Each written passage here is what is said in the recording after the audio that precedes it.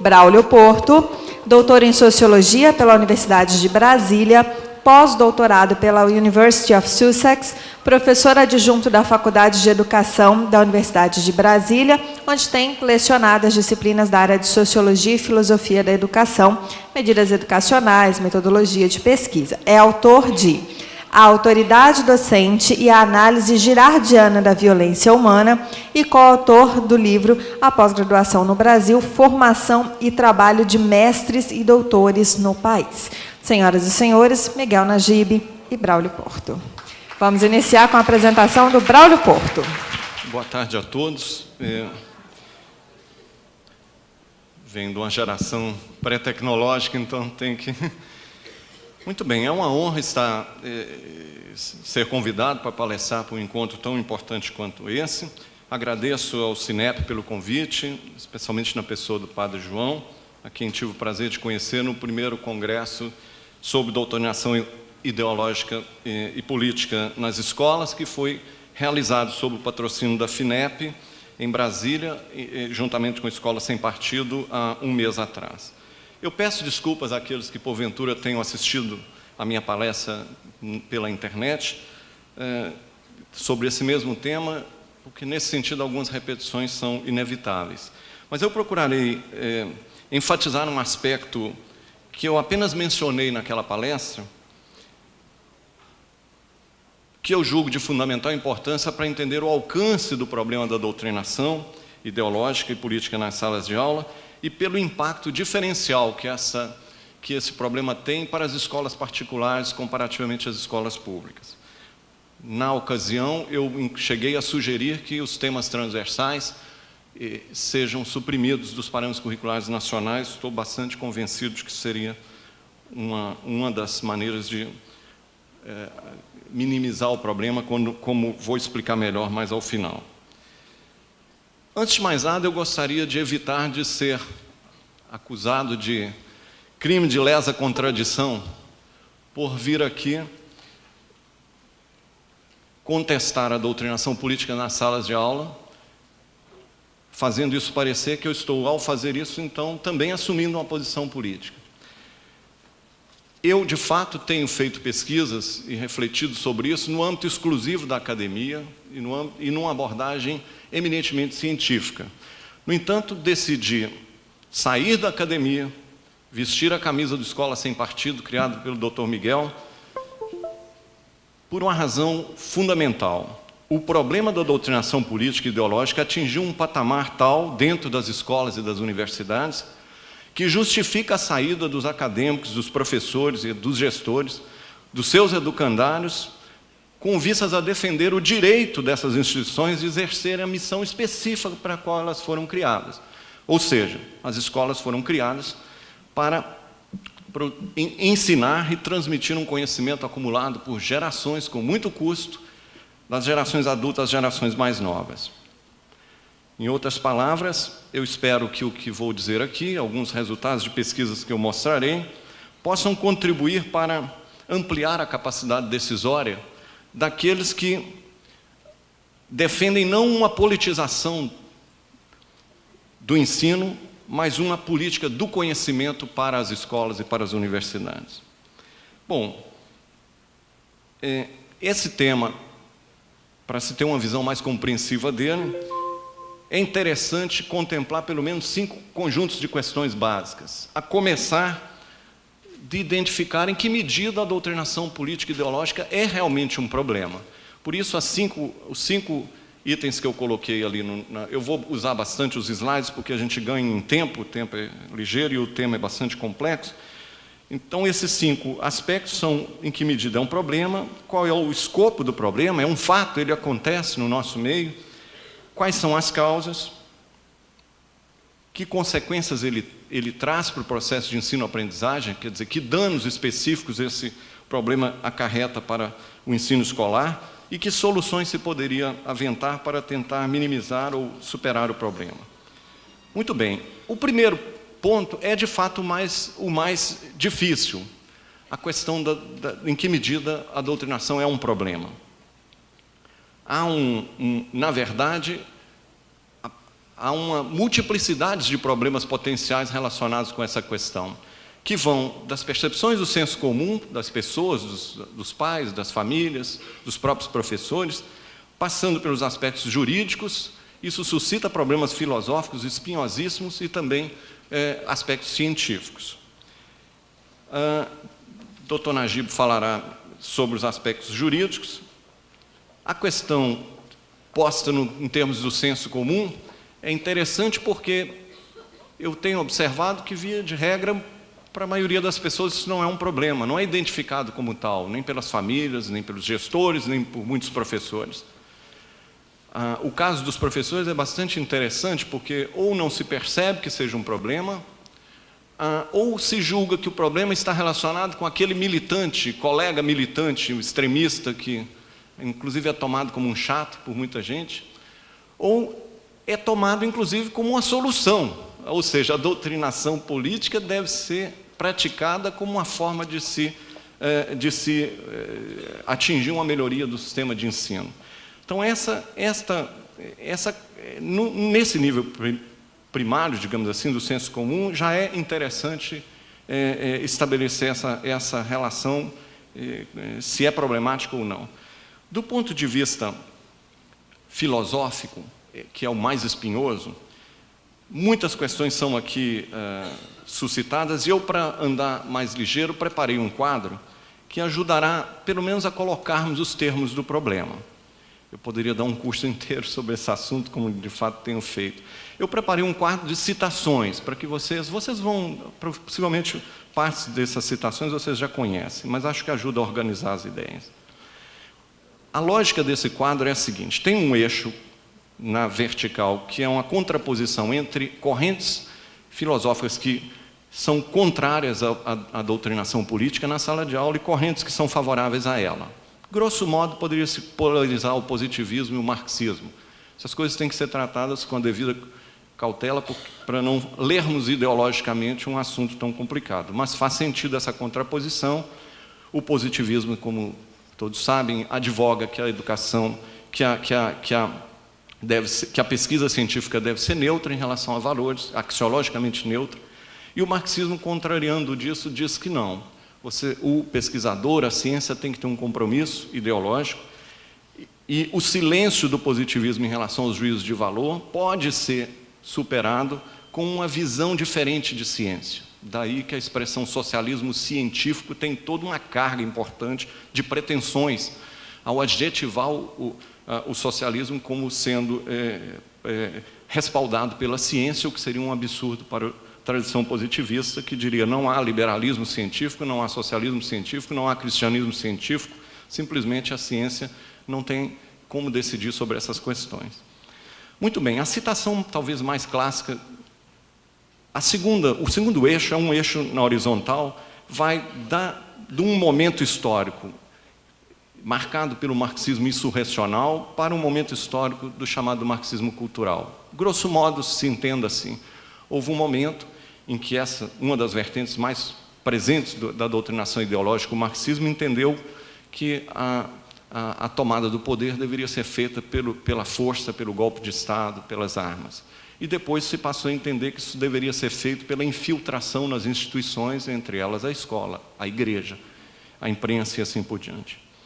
Muito bem, no primeiro quadrante, então, você tem uma posição pré-marxismo cultural contrária à doutrinação. E a citação mais famosa é a de Weber, que diz, aspas, é imperdoável um professor valer-se dessa situação para buscar incutir em seus discípulos as suas próprias concepções políticas, em vez de lhe ser útil, como é seu dever, através da transmissão de conhecimento e de experiência científica. Isso está num ensaio chamado A Ciência como Vocação. Em contraponto a isso, uma outra citação impressionante é a de Lenin, o líder da Revolução Bolchevique, que diz o seguinte: o essencial em toda escola é a orientação ideológica e política do ensino, o que é determinado inteiramente pela composição do corpo docente. Dai-me uma instrução pública que doutrine 100% e eu vos dou um comunista irresistível. No outro extremo, na outra coluna, portanto, já num momento em que as estratégias revolucionárias foram alteradas, nós temos uma posição contrária à doutrinação, expressa por uma pesquisadora na área educacional muito...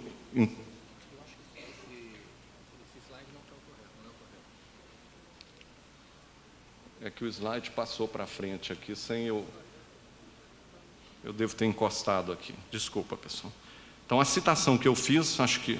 Não vou repeti-la, mas acho que deu para entender bem o sentido do quadro aí, não é? Então, em relação a esse segundo momento, o que está em jogo aqui é uma mudança na estratégia revolucionária, que em países diferentes, em épocas um pouco distintas, vai assumir nuances diferentes também. No caso, no entanto, talvez a mais brilhante análise disso que já tenha sido feita no nosso país foi feita por um autor chamado Plínio Corrêa de Oliveira, em um livrinho chamado Baldeação Ideológica Inadvertida, no final dos anos 50, início dos anos 60, muito antes de Gramsci ser traduzido para o português. E a ideia aqui, como eu disse anteriormente, é que você precise antes conquistar as mentalidades das pessoas para que depois se possa efetivar a tomada do poder pelo Partido Comunista. Gramsci teorizou sobre isso, mas Lenin também imaginou esse trabalho de infiltração. Plínio Corrêa utiliza uma ideia, desenvolve uma ideia muito boa, de que nesta nova estratégia você não fala mais em luta armada, em revolução, você fala em cidadania, em diálogo, mas você dá uma outra conotação a essas palavras que no senso comum, na boa fé, nós entendemos com uma certa maneira, mas ela vai ser ressignificada. Ele chama isso de palavras talismãs, tem um efeito mágico sobre as pessoas. Isso, evidentemente, passa a ser interessante porque você esconde um projeto político de trás de um discurso que é um discurso normal que todos fazem. E ele analisa detidamente esse discurso naquela época. Muito bom. A citação da professora Olga Pombo é um pouco chocante no primeiro momento. Ela diz assim: a escola não foi feita para educar as crianças. Foi inventada para permitir a transmissão do conhecimento entre gerações. Se não houvesse escola, não haveria ciência. A educação em valores é um disparate. É quase chocante isso. A educação em valores é um disparate. O grande valor que o professor tem a ensinar é o valor do conhecimento. Está nesse artigo, quem tiver interesse em lê-lo, acha na internet. Aliás, ela escreveu um artigo brilhante chamado O Insuportável Brilho da Escola, que está também na internet, eu sempre recomendo, no qual ela analisa hoje essa difícil relação entre a escola e a família, e esse empurra de parte a parte, pais tendo que ajudar a compensar a incompetência de professores maldizendo a má educação moral dos filhos, e ela analisa bastante bem isso, e imputa essa confusão, em boa medida, por a escola ter renunciado à sua missão específica. Uma das coisas mais infames que eu escuto na faculdade que eu leciono e nos meios que eu circulo, de professores, formação de professores, no curso de pedagogia onde eu leciono, é essa ideia de que nós não estamos ali apenas para ensinar crianças a ler, escrever e fazer conta, mas para formá-las como pessoas críticas. Eu acho infame, sou sobrinho de professoras antigas normalistas. É tão difícil ensinar uma criança a ler, escrever e fazer contas, é tão difícil ensiná-las a gostar de ler. Então, é reduzir demais a importância dessa tarefa para enfiar na frente a tal pensamento crítico, seja lá o que isso for. Até sempre brinco, eu tenho um filho de 11 anos e ele é crítico o tempo inteiro, não precisa da escola para ele ser crítico. Então, essa lapsus linguae que a gente escuta, ela esconde alguma coisa muito importante, como eu vou mostrar adiante um pouquinho. Bom, vou tentar ser ligeiro, a gente é tentado a ficar nesse quadro por muito tempo. A citação no quadrante inferior direito são duas, eu vou ler uma parte só de Moacir Gadotti, que todos, ou a maioria sabe, que talvez seja o mais fanático paulo freireano que exista no país. E Gadotti, nesse texto, ele diz assim: educar nessa sociedade é tarefa de partido, porque não é possível o educador permanecer neutro. Ou educa a favor dos privilégios da classe dominante ou contra eles. No centro, portanto, da questão pedagógica, situa-se a questão do poder. A outra citação é também de um brasileiro chamado Yves Delataille. Eu escolhi a citação porque ele é um dos redatores, um dos autores do documento Ética dos Temas Transversais. E nesse livro, Labirintos da Moral, junto com Mário Sérgio Cortella, ele diz assim: a escola é o espaço privilegiado das crianças durante anos. Elas crescem lá dentro.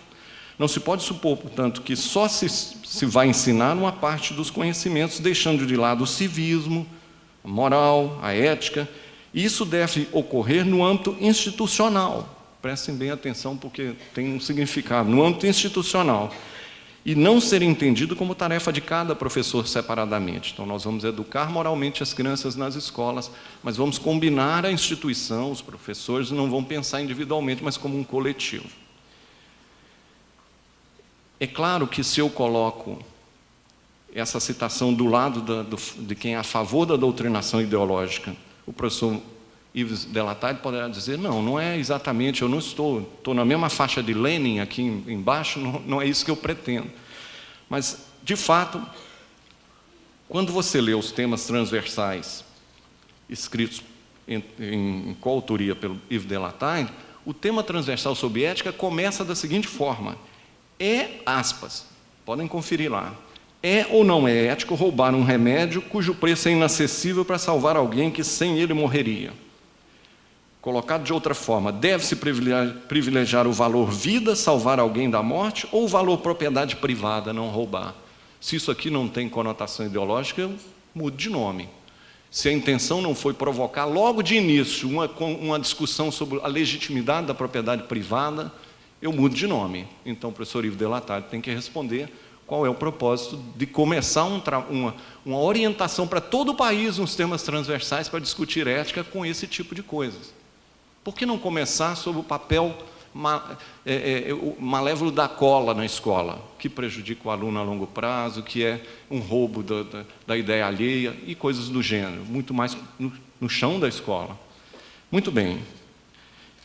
Dito isso, deixa eu dizer então, para passar adiante, o balanço que eu faço dessa discussão toda, filosófica de um lado, histórica do outro, desse movimento de mudança das estratégias revolucionárias, é basicamente o seguinte: essas duas posições, filosoficamente, elas são precárias. Se fôssemos adentrar, aprofundar isso, tanto o positivismo quanto o marxismo são filosofias pobres. Comparando com Aristóteles, com Platão, com São Tomás de Aquino, parece coisas de criança, desinformada.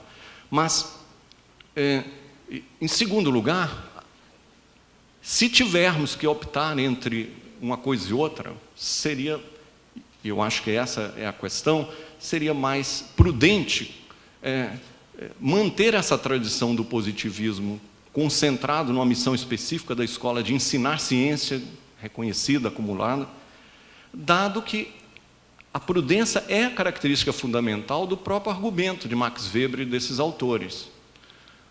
Por que o professor não deve usar a sua aula, metade dela, para dizer por que ele vai votar no fulano ou no ciclano e deixar do lado a sua obrigação ali naquele momento? Weber diz, isso é prudente porque toda vez que se partiu para esse caminho, deu errado. Deu errado na Alemanha, na vésperas de Weber, logo em seguida Hitler ascende ao poder, o nacionalsocialismo, e todo lugar onde isso foi levado adiante, destruiu o patrimônio da escola, da universidade. Se vocês analisarem o que as ciências sociais soviéticas produziram, as ciências sociais cubanas produziram, não ficou nada, simplesmente foi super destruído. Olhem pelo outro lado, essa concepção positivista de ciência, com todos os seus silêncios em relação aos juízos de valor, nos legaram conhecimentos extraordinários. Hoje a gente compreende melhor o universo, isso se desdobrou em tecnologia. Então, pelos frutos conhecereis. Eu acho que se formos só por essa razão, sem entrar em questões muito complexas de filosofia, seria a história, em certo sentido, daria mais razão a essa posição cautelosa em relação ao problema da doutrinação nas salas de aula. Ou seja, o primeiro tópico, que é de fato mais complicado, o meu balanço é que é um problema, um problemaço seríssimo, deve-se evitar a doutrinação política e ideológica nas salas de aula. O segundo aspecto, que tamanho é o problema? É muito complicado pesquisar esse assunto. Tem-se dito, frequentemente, que é complicado e é verdade, porque é difícil você ter acesso à sala de aula. O professor é soberano dentro da sala de aula, ele tem autonomia de cátedra. A gente não vai pôr câmera escondida para fazer pesquisa, tem a ética da pesquisa, e assim por diante. Por isso, formas indiretas são utilizadas para mostrar o tamanho do problema, analisando o livro didático, que é algo público, digamos assim, analisando emendas de cursos, pesquisas que são de opinião que são feitas, e o Dr. Miguel falará sobre a própria razão de ser do Escola Sem Partido, que se tornou uma coleção de testemunhos e de indícios empíricos de que o problema existe e é grande no Brasil. Do meu ponto de vista, como pesquisador na área, a dificuldade é anterior a essa, não é só ter acesso à sala de aula, é também a imprecisão do conceito de ideologia. E aqui vai uma outra discussão um tanto longa, mas eu vou tentar encurtá-la, apresentando a vocês a minha própria definição de sociologia que eu tenho utilizado nas minhas pesquisas. A palavra vem lá de várias fontes, mas ela ficou, em certo sentido, patenteada pelo marxismo. E, nesse sentido, os três conceitos talvez mais chaves para entender isso no marxismo, de Marx e dos marxistas, são os conceitos de classe social, de ideologia e de ciência. Eu coloquei um triângulozinho ali do lado direito para mostrar a vocês que esses conceitos são muito articulados. A ideologia, segundo Marx, é um reflexo da posição de classe do indivíduo. Mas reflexo, determinação, condicionamento, isso nunca está claro.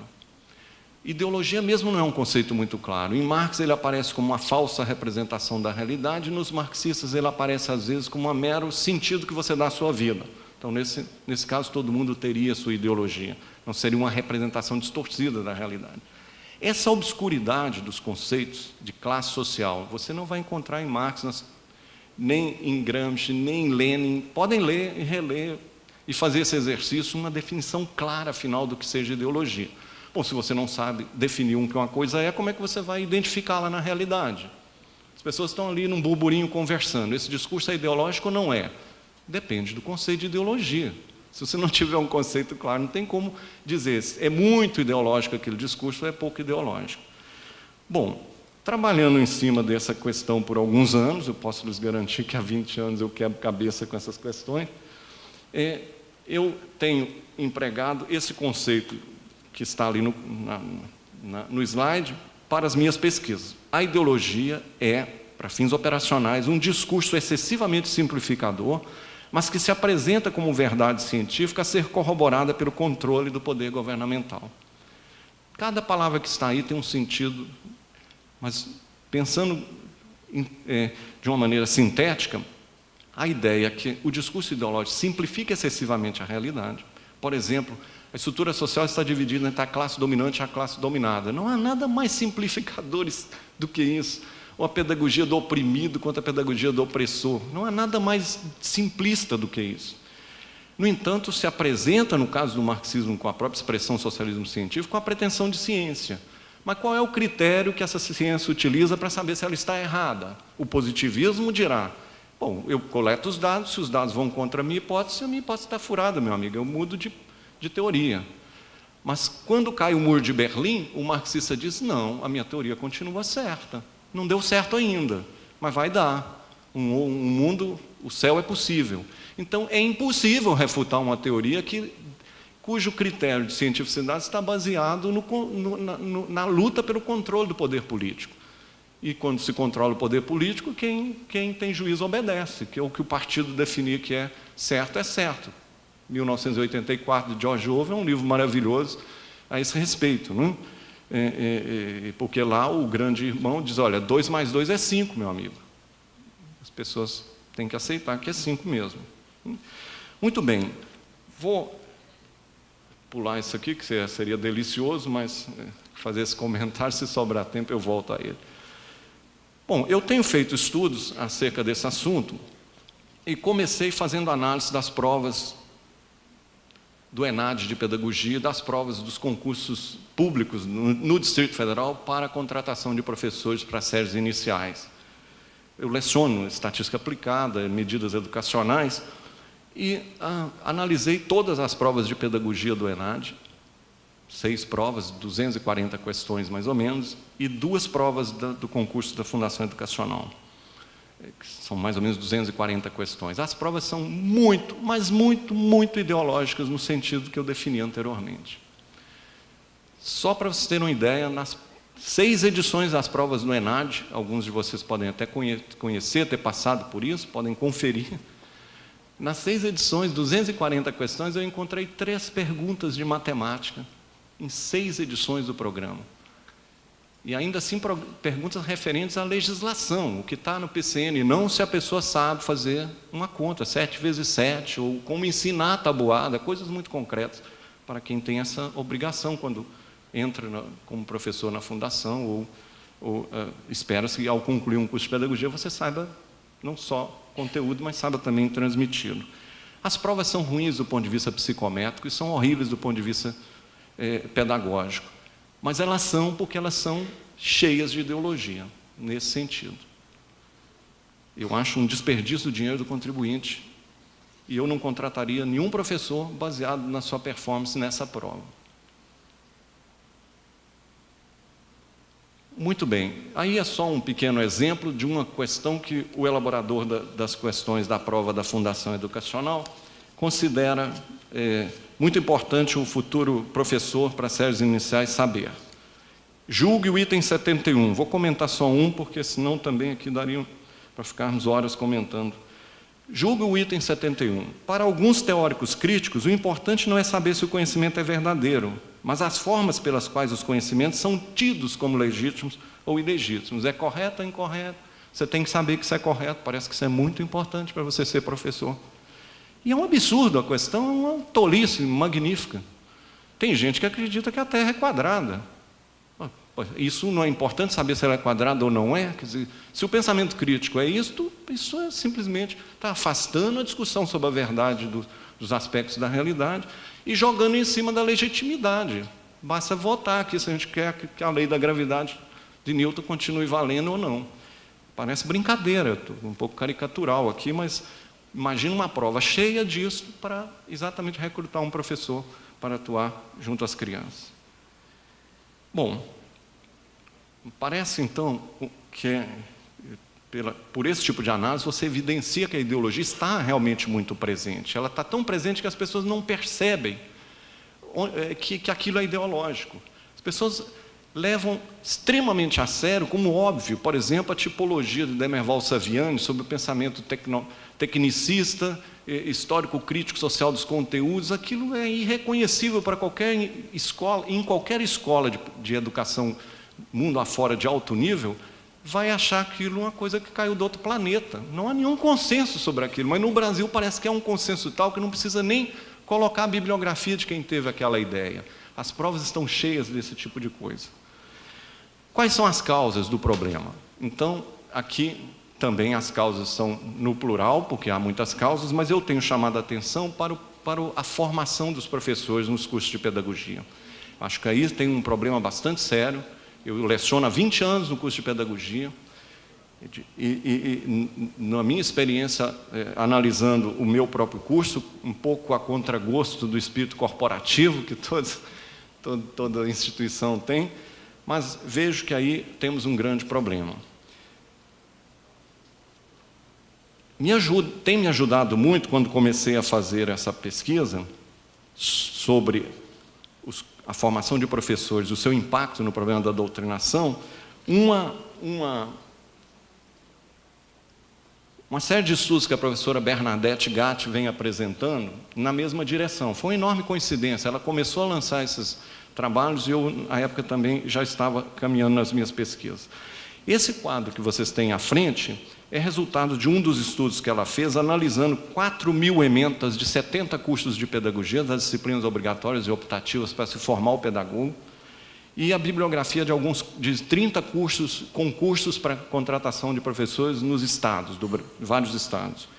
O que ela concluiu nesse estudo, através de uma tipologia que ela desenvolveu, foi que você tem uma enorme concentração aqui, numa categoria que ela chamou de Fundamentos Gerais da Educação, de disciplinas como História, Sociologia, Filosofia, assim por diante,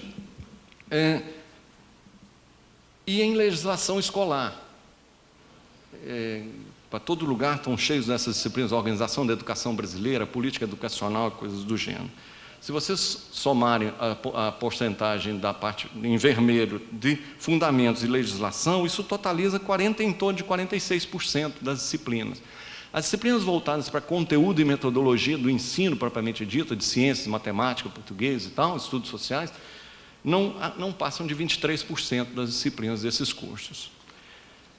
Bom, eu apliquei essa mesma metodologia nas provas lá do ENAD, da Fundação Educacional de Brasília, e confirmei que isso acontece também nas questões das provas, ou seja, parece que é mais importante saber a Lei 8.112 de cor do funcionário público federal do que saber tabuada.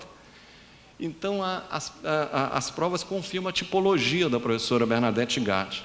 Além disso, eu fiz um estudo comparado da minha faculdade com a Faculdade de Educação de Singapura. Troquei uma pequena correspondência com o diretor de lá, o professor Lee Si-Kon, foi muito gentil em me mandar material. Esse gráfico apresenta esse resultado, este gráfico e o próximo. Em Singapura, a quantidade de disciplinas que você gasta para formar um professor é parecida com a nossa, em torno de 45 disciplinas. Lá, dessas 40, mais precisamente 48 disciplinas, 68% das disciplinas são voltadas para o que se vai ensinar e como se vai ensinar. Didáticas específicas, conteúdos específicos, tem que se ter um domínio disso. No nosso caso, na coluna azul, se você somar fundamentos teóricos para o ensino e fundamentos teóricos da educação gerais, você terá em torno de 50% das disciplinas. É mais evidente isso aqui, ó. Pegando as disciplinas só de ciências, matemática e língua materna. Em Singapura, você precisa cursar mais de aqueles 60%, isso totaliza 23, 34 disciplinas, perdão, 23, para as três áreas. No caso da UNB, você precisa cursar apenas uma disciplina de matemática em 4 anos, uma disciplina de língua portuguesa em 4 anos e uma disciplina de ciências semestral em 4 anos. A diferença é absurdamente diferente. Se vocês quisessem entrar nos detalhes que disciplinas são essas, você teria ali, em leitura e escrita, você tem que ter cursos está em azul ali do lado, cursos referentes ao domínio do conteúdo, e em vermelho, referentes à metodologia do ensino desse conteúdo. Então, você tem que fazer lá uma disciplina só sobre gramática, outra sobre tipos de texto, outra de literatura infantil. Uma das coisas mais incríveis é o abandono da literatura infantil. Por que as crianças não gostam de ler? Contar uma boa história para uma criança, ver o coração dela acelerar, é muito mais eficiente do que qualquer outra coisa nessa área. Então, as disciplinas em detalhe, os títulos das disciplinas, quer dizer, a gente está falando de em torno, portanto, 13 disciplinas só para leitura e tal, comparado com uma única no nosso caso, a conclusão é óbvia: não vai dar certo formar um professor. Não vai dar certo formar um professor com 3 disciplinas desse tipo. Você se pergunta, professor, mas o que é que tem então? Ah, tem de tudo. Todo mundo acha que é importante enfiar novos conteúdos no currículo, não é? O sujeito, eu sou especialista em educação ambiental, tem que ter educação ambiental 1 e 2. O outro, mas eu sou especialista nisso, tem que ter 1 e 2 e assim vamos. Muito bem. Então, essa comparação me rendeu uma compreensão bastante, acho que, evidente do problema. Então, uma das fontes potenciais da causa do problema da doutrinação. Que consequências isso tem? Bom, pela própria correlação inversa entre tomar o tempo para discutir política nos cursos ou ensinar um conteúdo valioso, o efeito vai ser desastroso. O professor sai mal preparado, isso vai se repercutir na criança lá na frente. Esse quadro, eu tabulei os dados, os microdados do Prova Brasil de 2007, e ele mostra, tem que ter muito cuidado em interpretar isso daí, porque tem muitos problemas técnicos envolvidos, mas não é absurdo dizer o que eu vou dizer. Se vocês compararem o gráfico na primeira categoria do ensino médio magistério, com os demais, você verifica que a diferença em matemática... Isso aqui é o seguinte, deixa eu explicar. Eu falo, às vezes, parecendo que é óbvio para todo mundo que lida com esses dados, e não é verdade? Então, o Prova Brasil é uma prova muito confiável, tecnicamente ela é bem feita. Eu conheço especialistas que já analisaram isso, fizeram teses de doutorado, inclusive ex-alunos meus, sobre esse assunto. É uma prova confiável. A prova do SAEB, o Prova Brasil, são provas de razoável qualidade técnica. Então, ela é aplicada, essa prova de onde eu tirei esse dado, ela é aplicada na quarta série, antiga quarta série, agora quinto ano, e em matemática e em língua portuguesa. E é possível, pelo banco de dados, você saber se o professor que aplicou a prova, qual é a titulação dele, máxima dele. O que o dado mostra é que o professor que tem apenas o curso do ensino médio, o antigo normal, o magistério, o ensino médio, os seus alunos, tanto em matemática quanto em língua materna, têm um desempenho quase semelhante àquele cujo professor tem curso superior em pedagogia, em matemática e em língua portuguesa. A questão é, tem um problema aí. Você estuda mais 4 anos depois do ensino médio e o valor que você agrega na performance do aluno é muito pequena. Uma pessoa podia radicalizar e dizer, então vamos fechar os cursos de pedagogia e licenciatura e voltar ao ensino médio de 3 anos para a área de formação de professores. No caso da minha mãe e das minhas tias, eu posso assegurar que elas são melhores professores que a gente estamos formando agora. Bom, que soluções? Então, Miguel falará sobre a questão da doutrinação, do cartaz, da ideia do escola sem partido, da fixação dos cartazes. Eu só vou trazer a minha proposta, digamos que a gente tem conversado sobre isso, e que eu sei que é polêmica, e que é abolir os temas transversais dos parâmetros curriculares. É um assunto complicadíssimo. Está baseado a minha proposta no seguinte: há, desde muito tempo, uma tendência de haver uma sobreposição da escola em relação à família e gerando essa zona de conflito. Isso já foi identificado no final dos anos 50. A questão se agrava na medida em que, no nosso caso, o nosso ministério, seguindo o que foi feito na Espanha, foi de onde veio essa ideia dos temas transversais, se julga no direito de legislar sobre valores morais e dizer nesses documentos o que se deve ensinar em termos de orientação sexual, em termos de meio ambiente e assim por diante. Então, eu não vejo outra solução a não ser simplesmente suprimir. Ou seja, não estou dizendo que a escola não vá tratar de meio ambiente, de orientação sexual, mas ela vai tratar nos seus termos, e não o governo quem vai dizer isso. O governo não se meterá nisso. E hoje o governo não só se mete, como os lobbies que atuam nessa área, movimento tal, movimento ambientalista, movimento gay, movimento isso, aquilo, outro, eles conseguem legislações específicas, que geram inclusive discussões se elas são constitucionais, e fazem dessas legislações uma espécie de arma política para ser usada contra quem vá fazer uma resistência a essas pautas determinadas. Então, eu acho que abolindo os temas transversais, você ganharia a escola pública, que está se tornando, deixando de ser uma escola laica, porque essa ideologia é uma ideologia de uma religião civil, uma forma de entender o ser humano. Eu li um artigo recentemente que dizia o judaísmo e o cristianismo são prejudiciais ao meio ambiente, porque coloca o ser humano no topo dos valores e não trata o ser humano no mesmo nível de valor de um animal, de uma planta. Acreditem, o sujeito PhD numa grande universidade nessa linha de argumentação. Gilbert de Menstein fez alusões à inteligência, a Deus, e o professor está próximo de Deus. A ideologia veta o acesso ao divino. Politiza todas as questões. Tudo é uma questão de disputa política. Você veta o acesso à transcendência. Isso é uma questão profunda e muito séria. Se você é um religioso dando aula numa escola pública, você tem que sempre estar pensando que, com um documento de orientação sexual, que você vai ter que falar uma coisa que vai contra a sua convicção. E se você é de uma escola confessional, você vai ter uma arma na sua nuca dizendo, você não pode dizer, por exemplo, que na sua fé, que os pais matricularam o seu filho lá por essa finalidade, que ele tem uma orientação naquela fé, Não, você não pode dizer que o homossexualismo é pecado, porque isso é homofobia, e tem uma lei que proíbe, o governo dá o aval a isso, e essa coisa, então, tem uma consequência absurdamente extensa. A gente pensa de boa fé, não, mas eu vou ensinar as crianças a plantar, a fazer plantinhas, etc. Essa é a tua visão, mas se você pegar a cosmovisão de várias correntes ambientalistas, elas têm uma visão sobre a natureza humana, e se armam politicamente para fazer predominar essa visão, silenciar as famílias em relação aos valores que elas têm mais caros.